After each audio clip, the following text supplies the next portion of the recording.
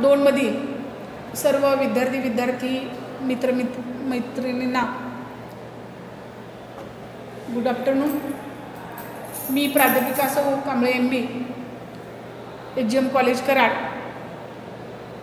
आपण BCom भागचा उद्योजकतेची मूलतत्वे हा भाग अभ्यासत आहोत.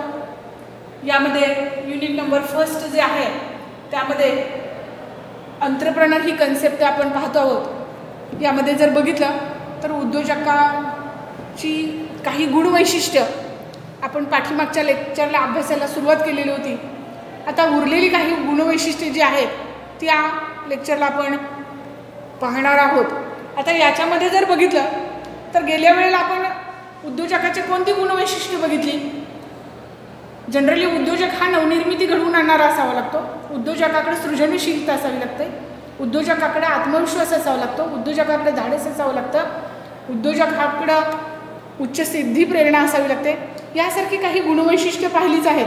त्याच्यामध्ये उच्च सिद्धी प्रेरणा आहे, सृजनशीलता आहे, जोखीम स्वीकारण्याची तयारी आहे, आत्मविश्वास आहे, संयम आहे, निर्णय क्षमता आहे, प्रेरक आहे, चारित्र्य त्याच्याकडे असायला पाहिजे, संवाद कौशल्य त्याच्याकडे असायला पाहिजे. यासारख्या काही गुणांची आपण चर्चा केलेली. आता यानंतर काही गुण जे आहेत त्यामध्ये आपण पाहू शकता की उद्योजकाकडं जागरूकता हा एक गुण असायला पाहिजे. जागरूकता म्हणजे का तर साधारणपणे मार्केटमध्ये कार्य करत असताना आपल्याला जी काही परिस्थिती उपलब्ध आहे त्या परिस्थितीमध्ये कुठल्या घटना घडामोडी घडत आहेत, आपला ग्राहक जो आहे नेमका कोण आहे, त्याला कोणत्या प्रकारच्या वस्तू हव्या आहेत, आपला स्पर्धक कोण आहे, तो नेमकं कोणत्या वस्तूचं उत्पादन करतो, नेमका ग्राहक त्याच्याकडेच कसा वळतो किंवा आपला ग्राहक त्याचीच वस्तू का खरेदी करतो, यासारख्या छोट्या मोठ्या गोष्टीबाबत जर आपण थोडं सजग असलो, सावध असलो तर निश्चितच आपणही आपल्या व्यवसायामध्ये त्या अनुषंगाने काही बदल घडवू शकतो. म्हणजे परिस्थितीमध्ये, वातावरणामध्ये ज्या काही घटना घडामोडी बदल जे होत आहेत त्याचा अचूक अंदाज आपल्याला घेता येईल. या अनुषंगाने आपण सतत जागरूक असायला पाहिजे. आज अत्यंत गतिमान परिस्थिती उपलब्ध आहे, जागतिकीकरणाची परिस्थिती उपलब्ध आहे आणि या परिस्थितीमध्ये आपलं व्यवसाय कार्य आपल्याला चांगल्या पद्धतीनं जर चालू ठेवायचं असेल, व्यवसायाला स्थैर्य मिळवून द्यायचं असेल तर आपल्याकडे जागरूकता हा भाग असायला पाहिजे. त्यानंतर दुसऱ्या याच्यामध्ये दुसरा एक भाग येतो याच्यामध्ये, तो म्हणजे व्यावहारिकता. व्यावहारिकता म्हणजे काय तर व्यावहारिकदृष्ट्या योग्य. एखाद्यानं आपल्याबद्दल जर काही शंका उपस्थित केली तर त्याला आपल्याला नेमकं उत्तर देता आलं पाहिजे आणि ते व्यावहारिकदृष्ट्या योग्य असायला पाहिजे. पारदर्शी कारभार आपला असायला पाहिजे. साधारणपणे एखाद्या कस्टमरनं, साधारणपणे ग्राहकांचे अनेक प्रकार आहेत. समजा एखाद्या शंकेखोर ग्राहकाने जर तुम्हाला एखादी शंका उत्पादनाच्या बाबतीत विचारली, वस्तूच्या किमतीच्या बाबतीत विचारली तर त्याचं नेमकं उत्तर तुम्हाला देता आलं पाहिजे. बऱ्याच वेळेला तुमच्या वस्तू उत्पादनाच्या गुणाबाबत जर शंका घेतली तर ही वस्तू नेमकी काय आहे हे तुम्हाला सांगता आलं पाहिजे. कोणत्या तंत्रज्ञानाने युक्त आहे, नेमकी कोणती गरज भागवणारी वस्तू आहे, तिची किंमत किती योग्य आहे हे जर तुम्हाला सहज सांगता आलं तर ग्राहकाचा तुमच्यावरती विश्वास राहण्याची शक्यता आहे. म्हणजे कोणताही इथं उत्पादकाकडून जो काही भाग पूर्ण केला जाईल तो व्यावहारिकदृष्ट्या योग्य असायला पाहिजे. व्यावहारिक पातळीवरती तो उतरायला पाहिजे आणि म्हणून व्यावहारिकता हा गुणधर्म त्याच्याकडे असायला पाहिजे. उद्योजक हा हुशार असायला पाहिजे, चाणाक्ष असायला पाहिजे. साधारणपणे हुशारी हा एक महत्त्वाचा गुणधर्म जर बघितला तर उद्योजक आपल्या व्यवसाय कार्यामध्ये अतिशय तरबेज असायला पाहिजे, स्किल्ड तो असायला पाहिजे. उद्योग व्यवसायाचं त्याच्याकडे ज्ञान असायला पाहिजे.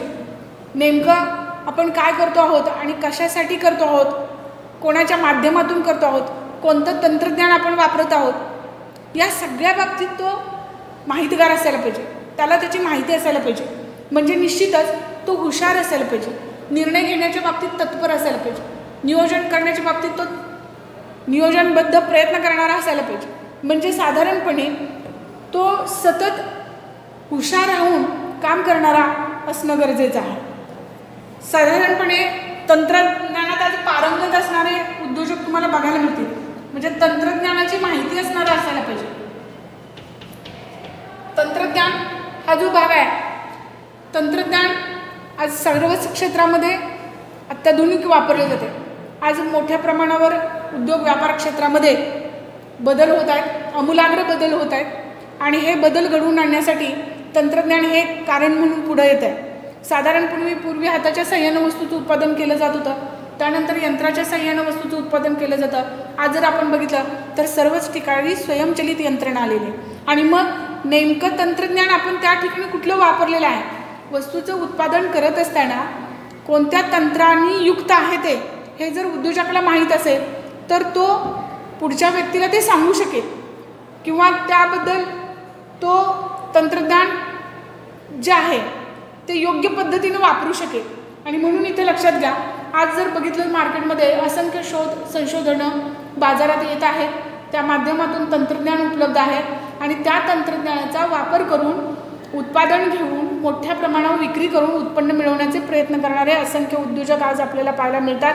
आणि त्या अनुषंगानं आपण सुद्धा तंत्रज्ञानाने पारंगत असणारे गतिमान जे बदल आहेत ते बदल, संशोधन, शोध यांचा वापर करणारे उद्योजक आपण पाहतो आहोत. हा भाग महत्त्वाचा आहे.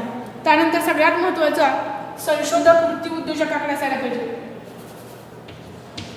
संशोधक वृत्ती. आता नवनिर्मिती घडवून आणायची म्हटलो तर नवनिर्मिती म्हणजे का, तर दृश्य स्वरूपामध्ये वस्तू उत्पादन किंवा सेवांच्या माध्यमातून काहीतरी सतत नाविन्यपूर्ण घडवून आणणं, त्याला नवनिर्मिती असं म्हटलं जातं. साधारणपणे नवनिर्मिती ही जर बघितली तर संशोधन म्हणजे शोध हे तुम्हाला वस्तू उत्पादनाच्या ठिकाणी आणावे लागतील. संधीचा शोध घेता आला पाहिजे.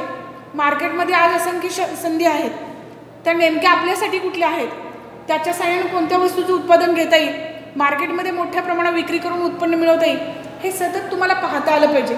संधीचा शोध घेता आला पाहिजे. नुसती संधी शोधूनही चालणार नाही, तर त्या संधीचा फायदा घेता आला पाहिजे.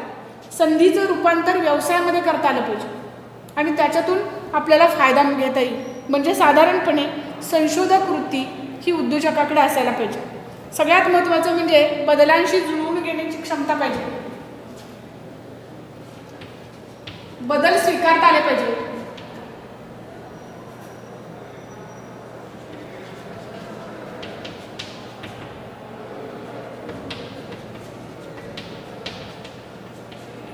आज सर्वच क्षेत्रामध्ये नाविन्यपूर्ण बदल होत आहेत आणि हे कालानुरूप जे काही बदल होत आहेत ते बदल आपल्यामध्ये आणणं, त्या बदलाशी समरूप होणं हे यामध्ये अभिप्रेत आहे. कालानुरूप होणारे जे बदल आहेत ते आपल्या वस्तू उत्पादनामध्ये किंवा वस्तू विक्री पद्धतीमध्ये किंवा आज कर्मचाऱ्यांच्या बरोबर काम करून घेत असताना, व्यवस्थापन करत असताना हे बदल तुम्हाला आपल्यामध्ये आणता आले पाहिजे. बदलाप्रमाणे बदलत गेलो तर आपण गतिमान बनण्यासाठी मदत होईल, आपण वेगवान बनण्यासाठी मदत होईल.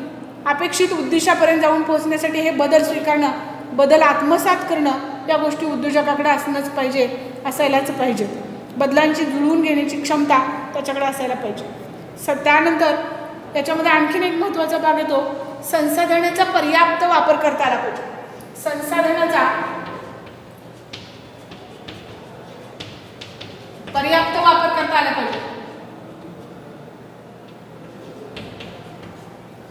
आता संसाधनाचा पर्याप्त वापर, संसाधनं कुठली, तर कुठलाही व्यवसाय बघा, या व्यवसायामध्ये ह्युमन रिसोर्स उपलब्ध असतो, त्याचबरोबर काही भौतिक घटकसुद्धा उपलब्ध असतात. म्हणजे इथं जर बघितलं तर वस्तूचं उत्पादन करण्यासाठी उद्योग व्यवसायामध्ये उत्पादनांच्या घटकांची आपण जुळवाजुळव केलेली असते. मग इथं हे जे काही भौतिक घटक आहेत त्या भौतिक घटकासाठी आपण पैसे मोजलेले असतात, त्याच्यावरती भांडवली खर्च झालेला असतो, त्याचा तुम्हाला मोठ्या प्रमाणावरती काटकसरीनं वापर करता आला पाहिजे, तरच अपेक्षित प्रॉफिट मिळण्यासाठी त्याची मदत होईल. आणि म्हणून इथं लक्षात घ्या की वस्तू उत्पादनासाठी किंवा व्यवसायासाठी जे काही आपल्याकडे व्यवसायामध्ये उपलब्ध घटक आहेत त्याचा काटकसरीनं वापर करता आला पाहिजे, त्याचा महत्तम वापर करता आला पाहिजे, तरच आपल्याला अपेक्षित प्रॉफिट मिळू शकतो. त्याचबरोबर आपल्याकडे जो उपलब्ध मनुष्यबळाचा भाग आहे म्हणजे ह्युमन रिसोर्स आहे, आता कुठलाही व्यवसाय बघा, या व्यवसायामध्ये तुम्ही व्यवस्थापनाचा जर तुम्ही भाग बघितला तर व्यवस्थापनामध्ये top level management, middle level management आणि लोअर लेवल मॅनेजमेंट असे व्यवस्थापनाचे 3 स्तर बनतात. तर यामध्ये अगदी मालकापासून अधिकारी वर्गापासून प्रत्यक्ष कृतीमध्ये यंत्रावरती राबणाऱ्या कामगार कर्मचाऱ्यांपर्यंत आपल्याला लोकसंग्रह बघायला मिळतो किंवा मनुष्यबळ बघायला मिळतं. तर यशस्वी व्यवस्थापकाचा जर गुणधर्म बघितला, उद्योजक हा यशस्वी व्यवस्थापकही असावा लागतो. साधारणपणे उद्योजकाची व्याख्या करत असताना काही विचारवंतांनी असं म्हटलेलं आहे की व्यवसायाला भांडवल पुरवठा करणारा, नवनिर्मिती घडवून आणणारा आणि व्यवसायाचं व्यवस्थापन करणारा, व्यवस्थापक म्हणून काम करणारा जो कोणी आहे त्याला उद्योजक असं म्हटलं जातं. मग जेव्हा व्यवस्थापक म्हणून असं बघता तेव्हा व्यवस्थापनाची व्याख्या आपल्याला माहीत पाहिजे. साधारणपणे व्यवस्थापनाची साधी आणि ढोबळ व्याख्या काय सांगते, तर साधारणपणे इतरांकडून काम करून घेण्याची कला म्हणजे व्यवस्थापन. म्हणजे हे जर बघितलं तर हाताखाली जे काही तुमच्या लोक असतील, मग मालक वर्ग असेल, अधिकारी वर्ग असेल, कामगार कर्मचारी वर्ग असेल, या लोकांशी तुमचे सौहार्दाचे संबंध असायला पाहिजे आणि या घटकांशी तुम्हाला सौहार्दपूर्ण वातावरणामध्ये काम करून घेता आलं पाहिजे. त्यांच्याबरोबर चांगले स्नेहपूर्ण संबंध तुम्हाला जोपासता आले पाहिजेत. म्हणजे साधारणपणे मैत्रीपूर्ण संबंध त्यांच्याबरोबर राखून तुम्हाला जर काम करून घेता आलं तर तुम्ही यशस्वी व्यवस्थापक म्हणून पुढे येऊ शकता. हा भाग इथं महत्त्वाचा पाहिजे. व्यवसायाशी संबंधित अनेक घटक आहेत. मालक तुम्ही म्हणून जेव्हा काम करता, व्यवस्थापक म्हणून तुम्ही जेव्हा काम करता तेव्हा कामगार आहे, ग्राहक आहे, भागधारक आहे, समाज आहे, शासन आहे, या आणि अशा व्यावसायिक पर्यावरणातील अनेक घटक तुमच्या व्यवसायाशी संबंधित आहेत. त्या घटकांशी तुम्हाला चांगले संबंध ठेवून काम करणं हे अभिप्रेत इथं आहे किंवा त्यांच्याशी चांगले सौहार्दपूर्ण संबंध तुम्हाला राखता आले पाहिजेत. हा भाग तिथं अभिप्रेत आहे. त्यानंतर महत्त्वाचा आणखीन एक क्षमतेचा भाग होतो सामाजिक बांधिलकी. तर सामाजिक बांधिलकी म्हणजे काय, याला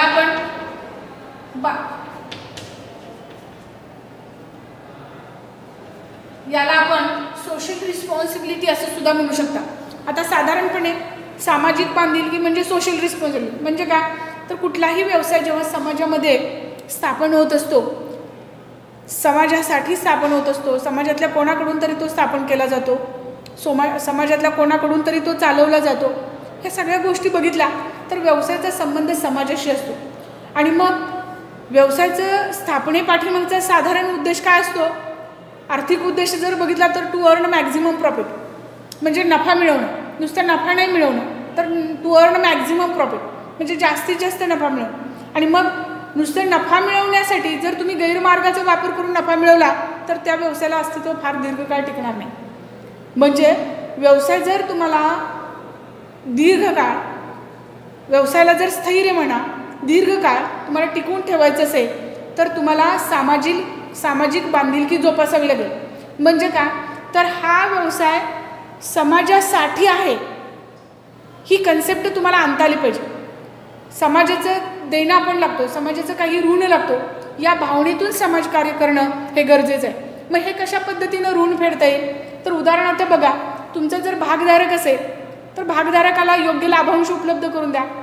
तुमचा जर कामगार असेल तर कामगाराला न्याय वेतन द्या. साधारणपणे शासन असेल तर शासनाच्या माध्यमातून जर तुम्ही बघितलं तर शासनाला वेळोवेळी आपण जे टॅक्स भरतो ते जर वेळेत भरले तर त्या माध्यमातून तुम्ही ते ऋण फेडता. त्यानंतर तुमच्याकडं कामगार असेल, कामगाराला न्याय वेतन आपण दिलेलंच आहे. त्याचबरोबर समाज असेल, समाजाला योग्य आणि गरजेच्या वस्तू वेळीच उपलब्ध करून द्या. म्हणजे ह्या ज्या काही बाबी आहेत त्या सामाजिक जबाबदारीमध्ये येतात. म्हणजे आपण ज्या समाजामध्ये राहतो त्या समाजाचं आपण काहीतरी देणं लागतो, या भावनेतून व्यवसाय कार्य करणं हे उद्योजकांना करायला पाहिजे. आणि त्या दृष्टीने सामाजिक बांधिलकी जोपासली जाऊ शकते आणि ती जोपासता आली पाहिजे. हा भाग अत्यंत महत्त्वाचा आहे.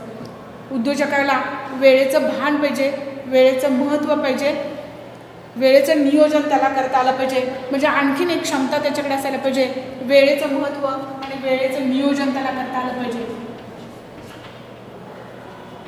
वेळेचं महत्त्व आणि वेळेचं नियोजन त्याला करता आलं पाहिजे. साधारणपणे आज कोणतंही कार्य करत असताना नियोजन करणं हे अत्यंत महत्त्वाचं व्यवस्थापकीय कार्य पार पाडावं लागतं. नियोजन म्हणजे काय, कोणतं काम कुणी कधी केव्हा कशा पद्धतीनं कोणाच्या मदतीनं करायचं हे आधीच ठरवून काम करण्यापूर्वी कामाचं नियोजन जर केलं तर निश्चित आपण उद्देशापर्यंत जाऊन पोहोचतो. वेळेचं महत्त्व जर बघितलं तर वेळ नेहमी आपल्याला जी उपलब्ध आहे ती एक संधी म्हणून ती वापरता आली पाहिजे. म्हणजे काय तर एकदा का वेळ हातातून निघून गेली की पुन्हा येत नाही. एकदा का वेळ आपला खर्च झाला की तो पुन्हा माघारी मिळवता येतो. म्हणजे साधारणपणे वेळ आणि त्या अनुषंगाने उपलब्ध संधी याचा आपल्याला फायदा घेता आला पाहिजे. त्या अनुषंगाने त्याचं नियोजन करता आलं पाहिजे. वेळेचं महत्त्व उद्योजकाला जाणता आलं पाहिजे. हाही महत्त्वाचा भाग आहे. साधारणपणे बऱ्याच वेळेला निर्णय घेण्यासारखी प्रक्रिया जर बघितली तर निर्णय हे अचूक आणि वेळेतच घ्यावे लागतात. वेळ निघून गेल्यानंतर निर्णय घेतले तर ते अपयशी ठरण्याची शक्यता असते. तिथं आपल्या लॉसमध्ये जाण्याची पण शक्यता असते. आणि म्हणून वेळेत निर्णय घेणं, वेळेचं नियोजन करणं, वेळेचं महत्त्व जाणणं हे उद्योजकाकडं क्षमता असायला पाहिजे. सगळ्यात महत्त्वाचं म्हणजे संधीचा फायदा घेता आला पाहिजे. उद्योजक जर तुम्हाला यशस्वी बनायचं असेल तर मार्केटमध्ये आज अनेक संधी उपलब्ध आहेत. संधी तुम्हाला शोधता आली पाहिजे. संधी तुम्हाला त्याचा फायदा घेता आला पाहिजे. नेमकी संधी कोणती आहे हे जाणता आलं पाहिजे. म्हणजे निश्चितच मार्केटमध्ये अनेक संधी आहेत त्या तुमच्यासाठी दडलेल्या आहेत. त्याचबरोबर धोकेसुद्धा आहेत.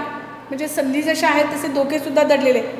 त्यातल्या नेमक्या संधी आपल्यासाठी शोधून त्या आपल्या फायद्यासाठी त्या उपयोगात आणणं, त्याचा लाभ घेणं, संधीचं व्यवसायामध्ये रूपांतर करणं ह्या बाबी तुम्हाला जमल्या पाहिजेत. संधीचा फायदा घेण्याची क्षमता उद्योजकाकडे असायला पाहिजे. त्यानंतर सकारात्मक दृष्टिकोन उद्योजकाकडे असायला पाहिजे. पॉझिटिव्ह थिंकिंग, सकारात्मक दृष्टिकोन.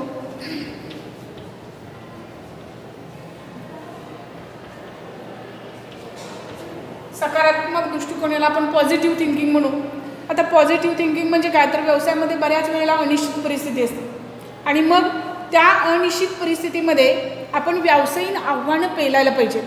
बऱ्याच वेळेला आपण नकारात्मक बाबीमध्ये जर आलो तर मी हे करू शकेन की नाही किंवा मला हे करता येणारच नाही आहे या माध्यमातून आपण विचार प्रवृत्त झाला तर आपल्या हातून काहीच नवनिर्मिती घडणार नाही.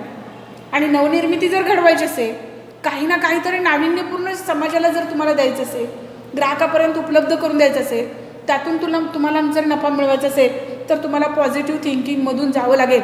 मी हे करू शकतो, मला हे करता येईल हे तुम्हाला आणता आले पाहिजे. आणि त्या दृष्टीतून बी पॉझिटिव्ह हा भाग अत्यंत महत्त्वाचा आहे.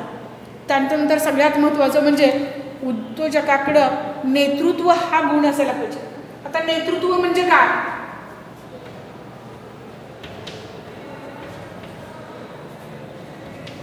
असं म्हटलं जातं की व्यावसायिक नेतृत्व हे प्रभावी असायला पाहिजे. आता नेतृत्व म्हणजे काय तर नेतृत्व याचा अर्थ की व्यावसायिक जेव्हा उद्योजकाकडे तुम्ही बघता तेव्हा दररोज काही निर्णय घ्यावे लागतात. नुसते निर्णय घेऊन चालत नाही तर ते राबवावे सुद्धा लागतात. हाताखालच्या लोकांची मदत घेऊन हाताखालच्या लोकांना ते राबवण्यासाठी आदेश देऊन आदेशाची अंमलबजावणी करून घेणं हे त्याच्यामध्ये अभिप्रेत आहे. म्हणजे आदेश देणं आणि आदेशावर हुकूम कामं करून घेण्यासाठी आपल्या व्यक्तिमत्वाची छाप हाताखालच्या लोकांवरती पडणं हे जे काही आहे ते नेतृत्वामध्ये अभिप्रेत आहे. नेतृत्वानं सर्वांना बरोबर घेऊन जाणं उद्देशाच्या दिशेनं हेही त्याच्यामध्ये अभिप्रेत आहे. म्हणजे बऱ्याच वेळेला नेतृत्वाची जर कन्सेप्ट बघितली तर अनेक नेतृत्व शैली आहेत. बऱ्याच वेळेला हाताखालच्या कर्मचाऱ्यांकडून काम करून घेत असताना काही वेळेला गोड बोलून काम करून घ्यावं लागतं, काही वेळेला धाक दाखवून काम करावं लागतं, काही वेळेला जोर जबरदस्ती करून कामं करून घ्यावी लागतात. म्हणजे बऱ्याच वेळेला नेतृत्वाचे जे काही गुण आहेत ते गुण व्यवस्थापकीय नेतृत्वावरती प्रभाव टाकताना तुम्हाला बघायला मिळतात. म्हणजे मानवी गुणधर्म जे आहे, स्वभाव गुणधर्म आहे हे नेतृत्वामध्ये येताना तुम्हाला बघायला मिळतील. आणि म्हणून नेहमी धाक दाखवूनही कामं करून चालणार नाही आणि नेहमी गोड बोलूनही कामं करून घेता कामा नये. तर साधारणपणे नेतृत्वाकडे प्रभावी व्यक्तिमत्व असायला पाहिजे की त्या व्यक्तिमत्वाची छाप हाताखालच्या लोकांवरती पडेल आणि ते चांगलं काम करण्यासाठी तयार होतील हा भाग इथं अभिप्रेत आहे.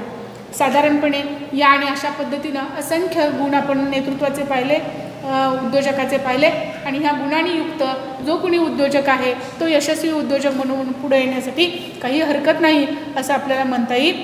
धन्यवाद.